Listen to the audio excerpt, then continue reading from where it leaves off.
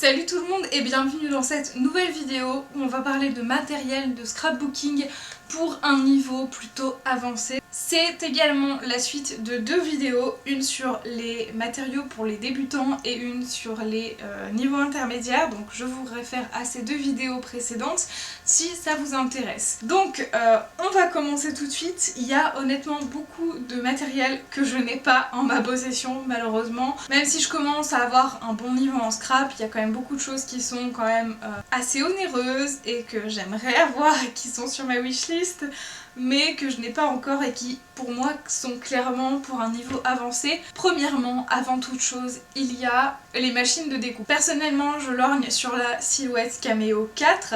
Il existe également la Cricut, ce sont des machines électroniques qui coûtent environ 300-400 €. C'est aussi cher qu'une très bonne imprimante ou qu'une imprimante 3D par exemple. Donc vraiment, puis ça prend quand même un peu de place. Et bien sûr, ça demande d'avoir un ordinateur pour avoir des logiciels pour imprimer ce qu'on souhaite découper. C'est très pratique d'avoir une découpeuse comme ceci électronique puisque elle va pouvoir faire des détails que nous à la main on va prendre des heures pour faire la même chose, voire ce sera jamais aussi qualitatif. Ça permet aussi de faire plein de choses, ça permet de foiler, il y a plein de possibilités qui sont ouvertes grâce à ces machines et c'est pour moi pas un indispensable mais c'est vraiment le plus à avoir dans une scrap room par exemple. Ensuite, autre produit, il y a la Crop-A-Dile. Il y en a plusieurs et j'aimerais en avoir une pour poser des œillets sur des vêtements etc. vu que je reprends pas mal la couture. Malgré tout, je ne sais pas quoi choisir parce qu'il y a beaucoup de Crop-A-Dile, ça dépend des embouts des œillets que vous utilisez, de si vous comptez perforer par exemple très près d'un bord ou au milieu d'une feuille, forcément ça va demander pas la même profondeur de perforatrice pour ce genre de choses, de pose d'œillet. Donc je ne sais pas, mais ça reste quand même un outil qui me semble très intéressant. Ensuite, il y a une Dymo. J'ai un petit équivalent de chez Emma qui est manuel,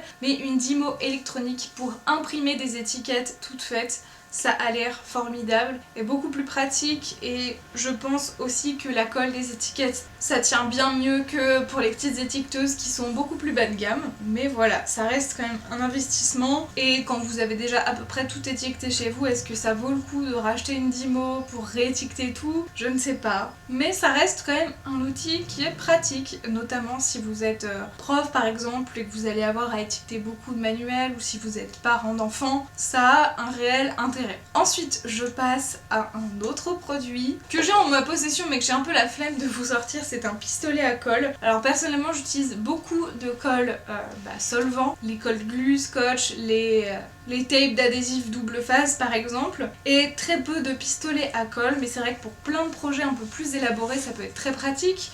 Pour des matériaux qui ne sont pas du papier, des matériaux très cartonnés, très épais, du bois, etc.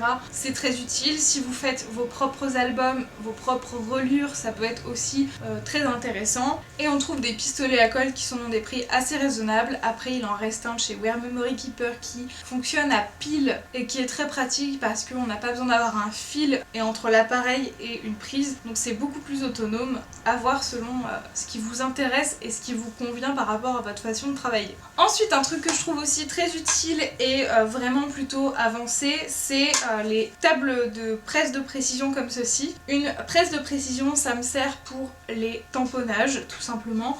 Vous avez votre papier ici calé, vous avez un angle pour bien le caler là et qu'il ne bouge pas. Il y a des tables qui sont aimantées pour vraiment coincer le papier. Ici ce n'est pas le cas, c'est une table qui est pas très avancée, mais c'est pas le genre de choses que j'utilise excessivement souvent, donc j'ai pas voulu investir dans une presse de précision de compétition par exemple. Vous posez vos tampons à l'envers, vous refermez la plaque. J'ai failli m'éborgner en vidéo en live, formidable.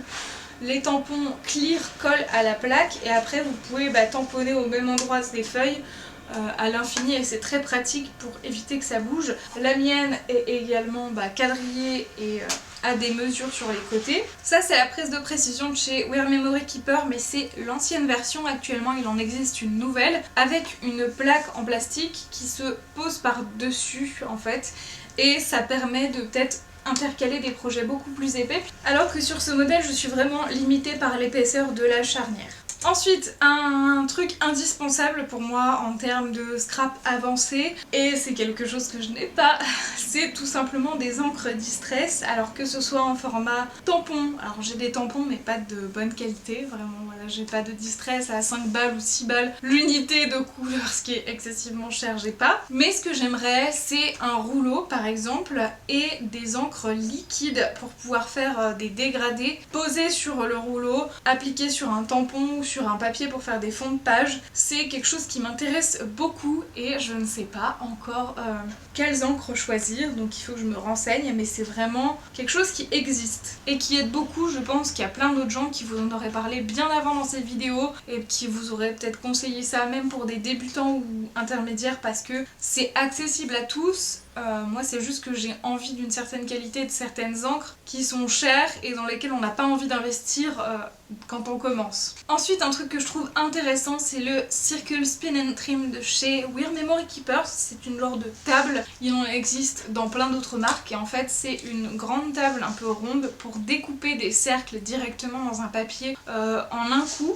Ça prend une place dingue je trouve pour ce que c'est, ça demande vraiment pour l'acheter je pense de faire beaucoup de cercles et si j'en fais quelques-uns je ne voyais pas investir à ce point dans ce genre de table qui prend de la place et qui a un coût parce que j'estime pas en avoir suffisamment d'utilité.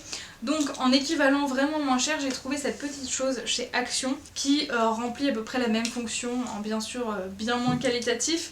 Vous avez cette partie qui coulisse, vous avez votre mine qui découpe là, votre pointe pour poser au milieu et c'est vraiment une règle qui peut s'allonger pour faire vraiment des très grands cercles à plat. Et voilà, ça demande de passer peut-être plusieurs fois pour correctement découper parce que la lame n'est pas d'une qualité folle. Mais ça fait le job et quand vous avez pas tant de cercles à faire, c'est vraiment plutôt pratique. Et ça coûtait peut-être genre 2-3 euros, donc par rapport à toute une table qui prend de la place, c'est un choix en particulier. Voilà pour cet objet. Et ensuite, je vais finir avec un dernier produit qui est un graveur et je ne l'ai pas encore testé. Je l'ai dans ma collection, on me l'a offert il y a longtemps. C'est ma belle-mère qui me l'a offert pour un Noël, je crois. Et ça a l'air génial, c'est vraiment un truc que je l'aurais vu, je l'aurais acheté je pense, mais j'ai toujours pas testé. Je sais pas, je flippe de... Tu sais, genre j'ai l'impression qu'il faut savoir dessiner. Bref, ça permet de graver du bois ou du métal, il me semble. Ça a l'air trop ouf, donc voilà, j'essaye... Si je le teste d'ici la publication de cette vidéo, j'essaierai de vous inclure des images, mais voilà, j'espère que ça a vraiment l'air d'être un outil de ouf qui permet des choses un peu plus particulières, un peu plus originales. Graver des métaux comme ça, du bois, des matériaux particuliers, c'est vraiment un plus et je pense que ça peut apporter un niveau au-dessus par exemple à des créations. C'est tout pour cette vidéo et tous les produits que je considère pour un matériel de scrap avancé. Bien sûr vous pouvez très bien utiliser plein de choses bien avant en commençant. En débutant le scrap par exemple, mais c'est vrai que là j'ai parlé de produits qui sont peut-être un peu plus niches, dont on se sert un peu moins souvent que juste un massicot par exemple, et qui souvent aussi ont un coût, et donc forcément ça joue sur le temps où on va l'acquérir. J'espère que cette vidéo vous aura plu, et on se retrouve très vite pour de prochaines vidéos. Prenez soin de vous, ciao ciao.